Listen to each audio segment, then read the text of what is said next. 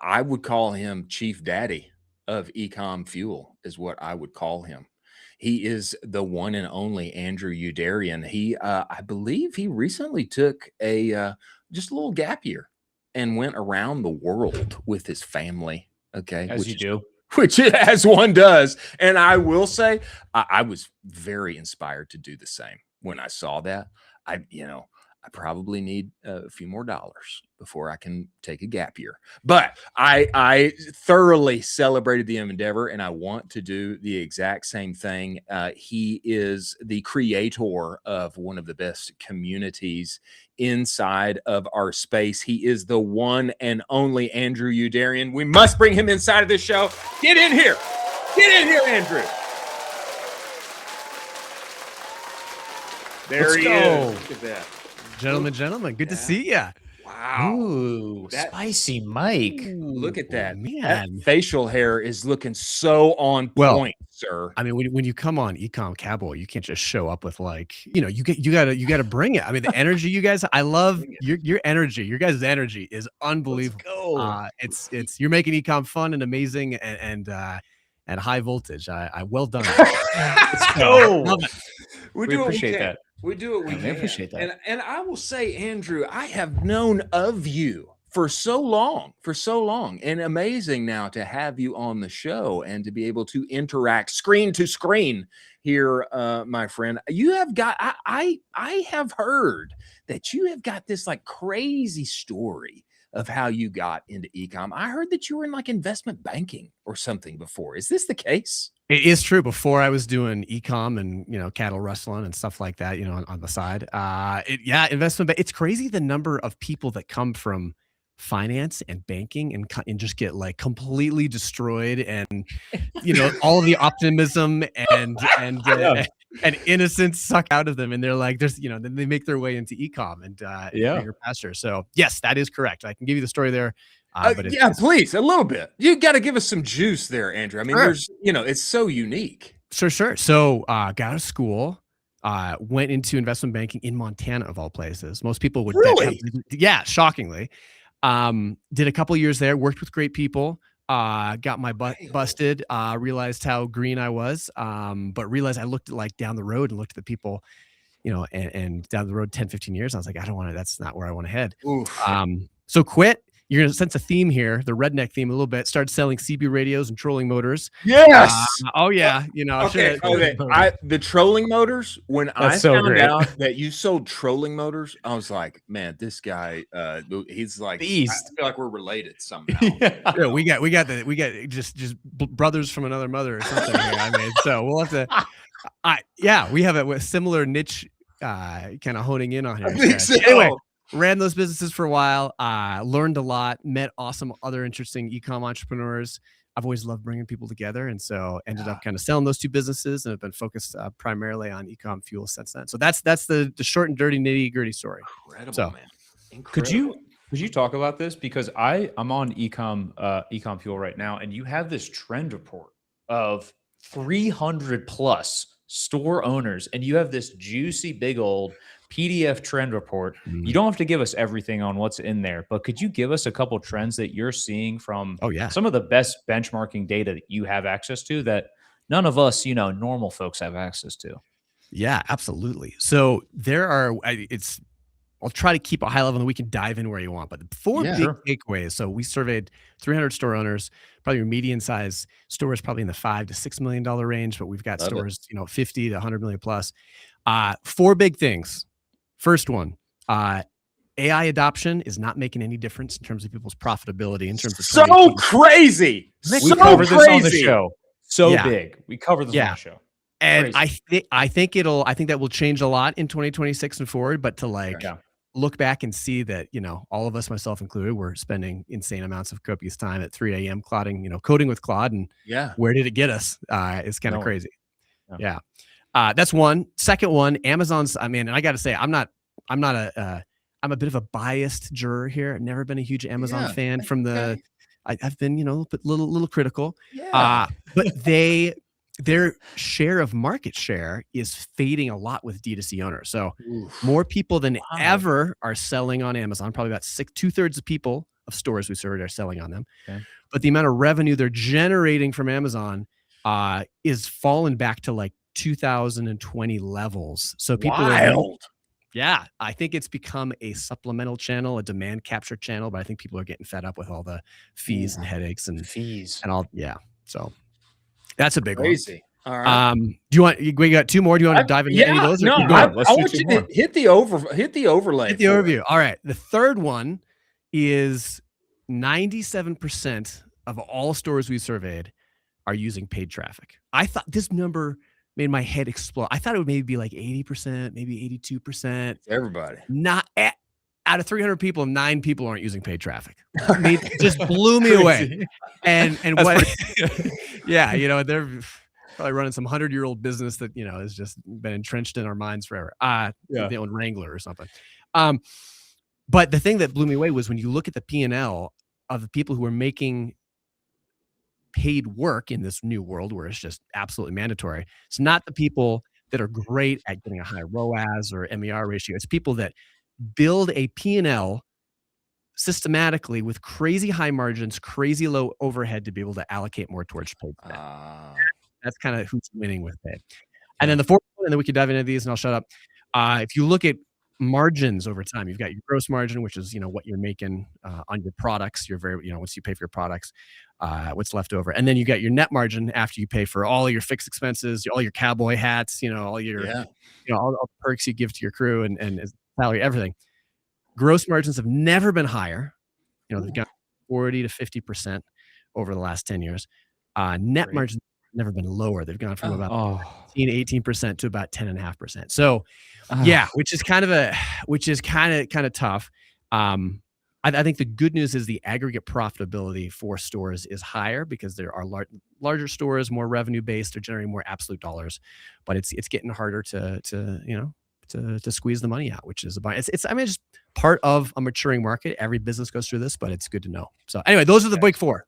So the thing that I find fascinating about this is, you know, combining a couple of these. Number one, one would think, hey, if net margins are thinner than ever, boy, I got to find a way to wire this thing up with AI to infinity and beyond, and make sure that I never need people again. You know, I mean, that sounds kind of crass, but you know, one would think, no, not at all. well, you know, one would think I've got to find a way to make the machine do what 3 or 5 men and women inside of my organization used to do, because this trend is only growing. My margins are growing thinner. And but the stark thing to me was like discovering this when you put this tweet out, that the people who have been AIing their way into the wee hours of the morning, they're actually making less profit right now than those who just said, no, we got a business to run and I'm busy. I haven't been able to look at it yet. I mean, can you talk to this? It was such a alert sign in my face. I mean, it was just so starkly confounding. Yeah, I think the biggest thing, the way they explain it, a couple of things. One, if you look at the two groups, companies who did and did not adopt AI, they were a little like half a dozen did better on this side, half a dozen metrics did better on the other side. There was no clear winner, and it was pretty close, I would say. And the reason why my thesis is this was all from 2025 data. You know, if you even think about Q1 of 2026, like the advancements in Claude Code and some of the models and stuff that's coming out, huge advancements. I think another thing is things were changing so quickly that like anything, any tool, sophisticated tool to learn, adopt, and integrate into your business takes a while. And I think the third thing is like, when you can build anything, you have to be really careful that you don't build everything. Like we saw this in our business. Yeah. We spent the last year trying to build this proprietary AI brain for our community to help us serve our members better, be able to really dig up the archives and things like that. And we hired a developer. We put a ton of time and money into this, and it ended up being super complex, didn't work quite as well as we'd hoped. And the advancements with AI were so good that by the time we had something that was kind of working, the in-house tool from our community provider worked almost as well, if not better, for free. So I think it's just a lack of crazy. Yeah. So my prediction is when we do this again next year, looking at it, I don't think we will see like double the profitability, but I think we'll start to see that lead start to grow. And if you fast forward 2 to 3 years, I think that's when we'll see a dramatic difference. Fascinating. I'd love to talk to you a little bit more about EcommerceFuel, because you have two kind of distinct tiers on the site. You have your 7-figure owners, you have your 8-figure owners.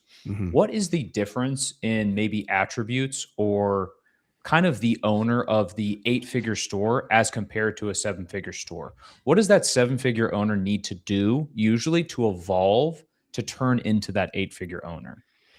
Yeah, that's a great question. I think big caveat, I think it differs a ton by every different brand and vertical and person and personality.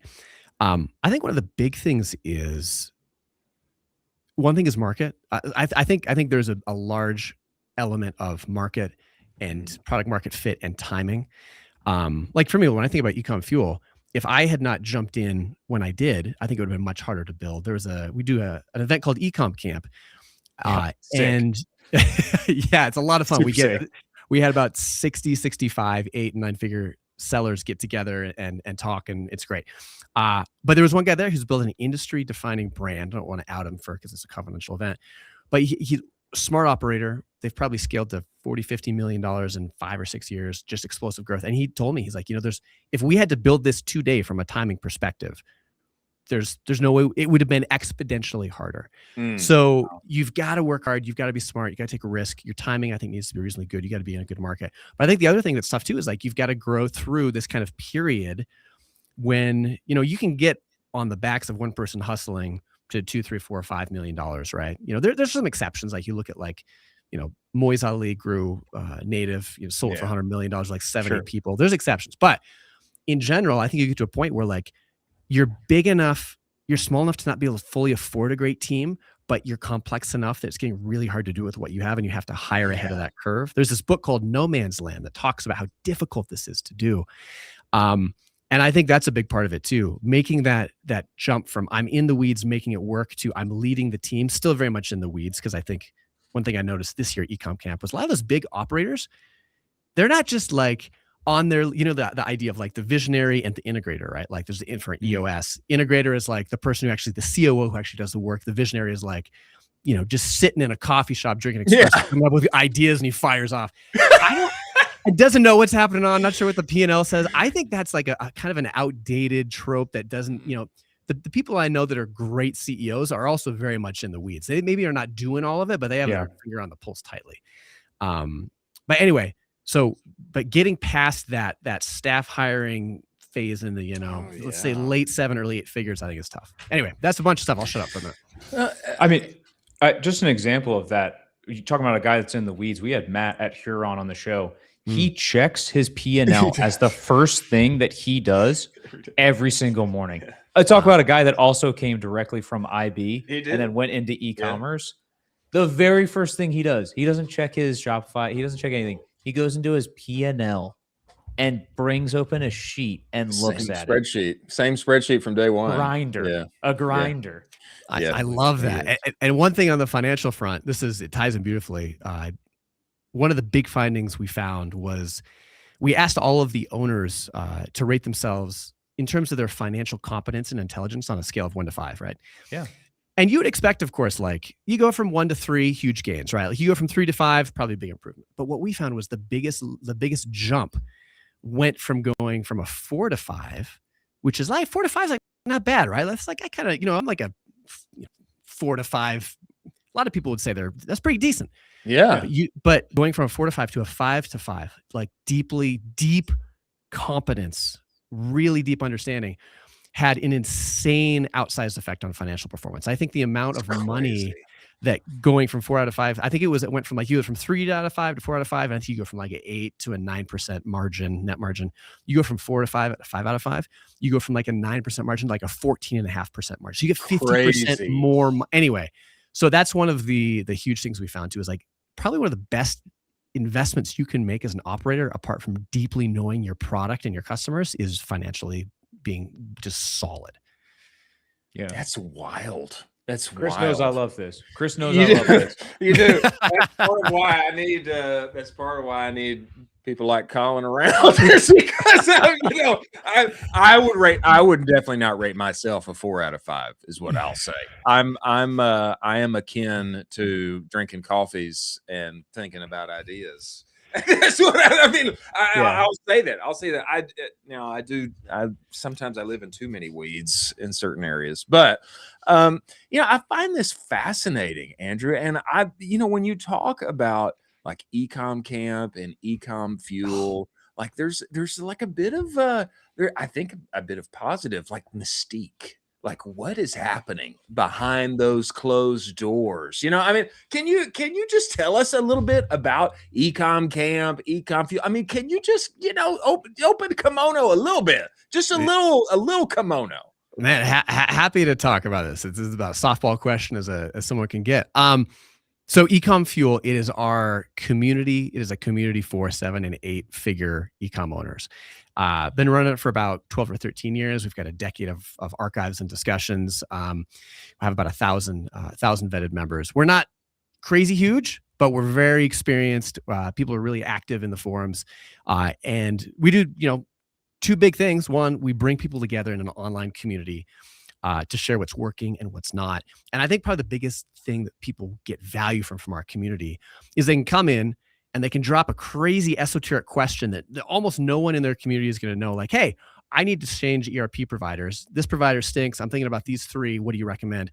And they can, within hours, get like actual detailed answers from people who use this stuff, which not going to happen anywhere else. The second thing we do is we do events. So we do 2 big events per year, ECF Live, which, we have a whole community, 250, 300 people. It's always a ton of fun. And then we do Ecomm Camp, which is our event for our 8 and 9 figure owners.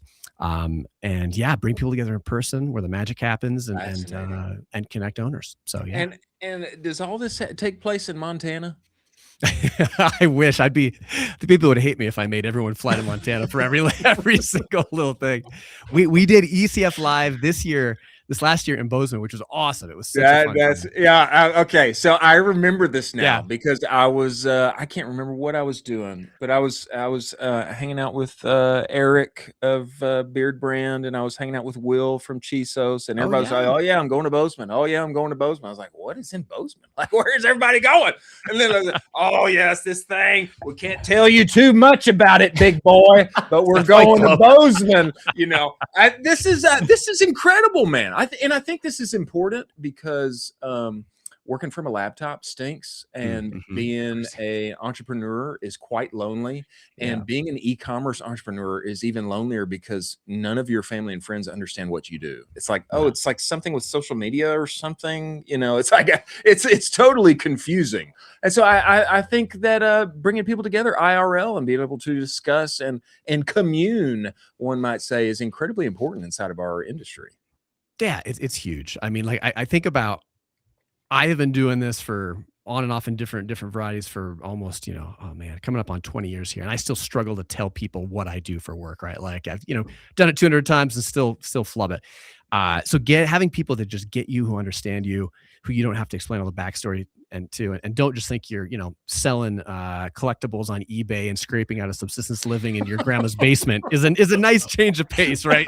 So, that's amazing. Eating hot dogs and boiling ramen as a 43-year-old. I have gotten those looks so many times when I told people what I do, and it's like, I promise it's not that. I swear. So wait, hold on. You do a cowboy show for e-commerce people? Yeah, exactly. That's one of the things you do. Wow, good luck with that. Yeah, it's a nightmare of a ball to unwrap. So you are fully inundated with the pulse of, I would say, 8-figure brand owners. I think so. What are those guys thinking about right now? What has been the trend of those guys for the last 30 days, 60 days, 90 days? How has their shifting evolved over this year as the amount of changes that we've had this year is just unbelievable. Yeah. I don't know if I could say pin it down to 30, 60, 90 cycle. I will say over the next year, over the next year or so, I think a lot of people are to the AI front. Like even in our survey, like the number one thing, even though this wasn't necessarily, maybe people were self-aware of it, AI wasn't making a difference. And yet the number one thing people wanted, the number one priority for store owners, 7 and 8 figures, combined was AI going forward into 2026. So I think that's one. I think people are starting to look at like effectiveness and leanness and ad spend efficiency. Overhead's a huge thing. I mean, if you're an eight-figure store owner, I think the mentality changes a bit too, though. Like once you get to 8 figures and you have some size, one thing we found that was really interesting too in the report was that larger store owners just are doing better. And maybe this isn't a surprise, right? Like you get some momentum, you get some visibility, you've got an existing customer list, you got reputation. They're making more money. They're able to pull money out of their business at higher rates. So I think a lot of it too is like for the 8-figure owners, I'd say the big ones are how do I integrate AI well? How do I stay lean? And how do I protect this great thing that I've built? Which I would argue, if you've got an asset, you got reputation right now, the bigger businesses, this is why they command bigger premiums, right? They're more defensible. They're harder to knock off and they're more stable. So, wow. Tell me this, Andrew. I mean, one thing, well, I think you tweeted about this morning. And I mean, to me, it's relevant, especially in light of, utilizing AI, staying as lean as possible, margins growing thinner, meaning, you need to orchestrate, you need to create a business from the beginning that has systems that, can take you profitably into the future. It seems like there's a dramatic difference between how much money people make having a remote workforce versus being in person. Didn't you tweet about this morning? Wasn't there something about that? I did. Yes. It's actually kind of interesting. It's so if you look at the revenue per employee for remote versus primarily remote teams versus primarily in-house teams is about double. I think it's like 1.2 mil per employee for remote versus ones for in-house. So that's pretty staggering. If you look at, but one thing that's interesting is I got to give Sean some credit in Twitter. He gave some good pushback. He mentioned that like, well, one thing you're not considering there is the expenses that go toward contractors, right? Like, so if you're employee lean, you probably have more contractors. So if you look at the margins, the net margins, which I think is a better, more accurate, nuanced representation, remote is still winning, but it's not winning as much. I think it was like 9.9, high 9% versus low 9% net margins. But for me, the takeaway was like, if I can make slightly higher margins with a leaner team, I mean, would you rather run a business with 20 employees or with 5, all things else equal? I know the answer, right? Yeah. So, I mean, I pulled it up here. The median revenue for employee of in office, 580,000, fully remote, 75 plus time, 1.2 million. Yeah. The delta of that is substantial.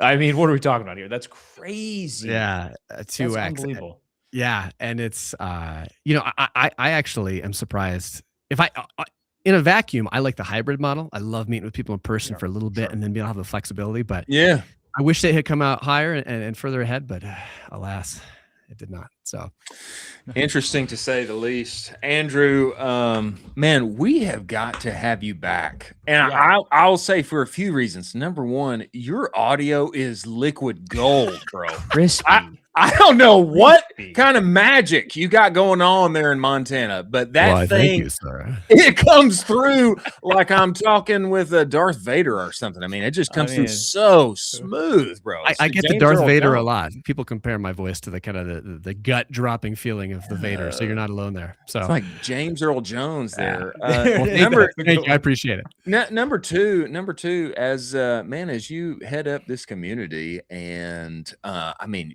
the insights, the things that you do. I mean, after your next event, you got to come on and give us the recap for what you can share. Man, we appreciate what you do, and brother, we look forward to having you back, man. And we love that you're doing it in cowboy country up there in Montana. Well, thank you. Well, thank you for having me on. You guys are doing an awesome job with the show. I love that this is a daily thing. Love the energy you bring to it. I mean, Ecom, like I love Ecom, but to inject it with so much personality and fun. Yeah, man. Amazing. We hope that we can earn the moniker, the unofficial home of internet entrepreneurs. You know what I'm saying? That's what we hope we can earn. We look forward to seeing you live and in living color when you come this way. And Andrew, appreciate what you do. Thanks for coming, man.